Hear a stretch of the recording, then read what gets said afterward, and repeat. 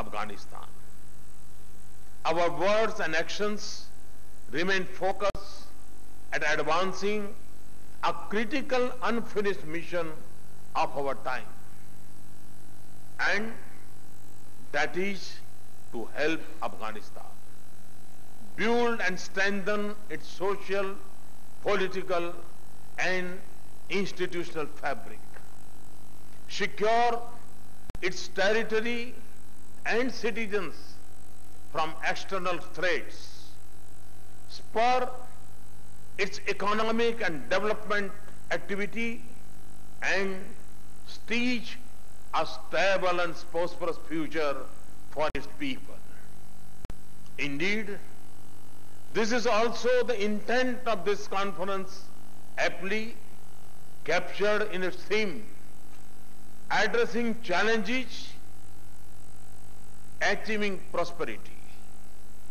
We have no doubt about the scale of the challenge, but we are equally determined to succeed. The results of our collective efforts thus far have been hard-won but mixed. There have been important successes. Much more remains to be done. The need of the hour is to stand our ground and continue with our line of effort. We must protect and build on the gains of the last 15 years and march ahead. Because at stake is not just the future of Afghanistan that has been invested in a vision of development, democracy and pluralism, but the peace and stability of this entire region and beyond.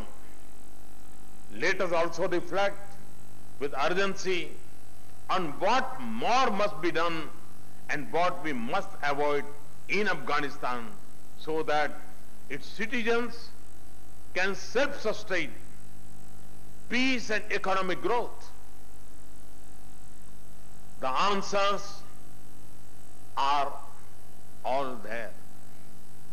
The question is of resolve and action, and of putting Afghanistan and its people first. For this first, an Afghan-led, Afghan-owned and Afghan-controlled process is the key. It is the only guarantor of durability of solutions.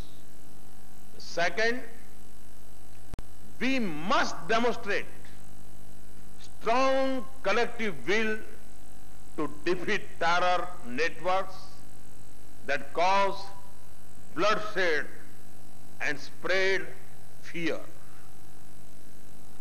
Terrorism externally induce instability pose the gravest threat to Afghanistan's peace, stability and prosperity. And the growing arc of terrorist violence endangers our entire region. As such, support for voices for peace in Afghanistan alone is not enough. It must be backed by resolute action, not just against forces of terrorism, but also against those who support, shelter, train and finance them. Silence and inaction against terrorism in Afghanistan and our region will only embolden terrorists and their masters. The third, our bilateral and regional commitments of material assistance for Afghanistan's development and humanitarian needs must continue and increase. Our cooperative endeavors in Afghanistan should contribute to its infrastructure and institutional capacity and shape propelling engines of growth. Fourth, we should all work to build stronger positive connectivity between Afghanistan and other countries of the region. Afghanistan should be at the center of our connectivity networks, not peripheral up to them. On our part, we see Afghanistan as the hub for strengthening links of connectivity between South Asia and Central Asia. We cannot deny that the more connected Afghanistan is with the regional arteries of trade, capital and markets, the more assured would be its economic growth and progress. President Ghani and I have conversed on the priority of the strengthening trade and transport linkages with other partners in the region. Excellencies, ladies and gentlemen, on India's part, our commitment to our brave Afghan brothers and sisters is absolute and unwavering. The welfare of Afghanistan and its people is close to our heart and our minds. The successful record of our partnership in projects, big and small, in Afghanistan speaks for itself.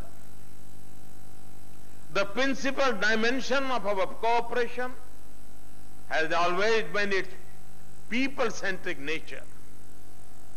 Our joint efforts educate Afghans young and nurture their skills, provide health care and improve agriculture, build infrastructure and institutions, and allow traders and small businesses in Afghanistan to connect with immense commercial and economic opportunities in India. And the reach and benefit of such efforts extend to all corners of Afghanistan. Herat's India-Afghanistan Friendship Dam, also called the Salma Dam, that was launched a few months ago, will help revive economic activity for the people there. The Parliament building in Kabul represents our strong commitment to Afghanistan's democratic future. Tehran-Dalaram Highway and India-Afghanistan-Iran cooperation on Chabahar would enable Afghanistan to link its economy with centers of strong economic growth in South Asia and beyond. We also plan to connect Afghanistan with India through an air transport corridor. President Ghani and I have discussed additional measures for deepening our bilateral cooperation. We are making progress in developing plans for utilization of the additional $1 billion earmarked by India for capacity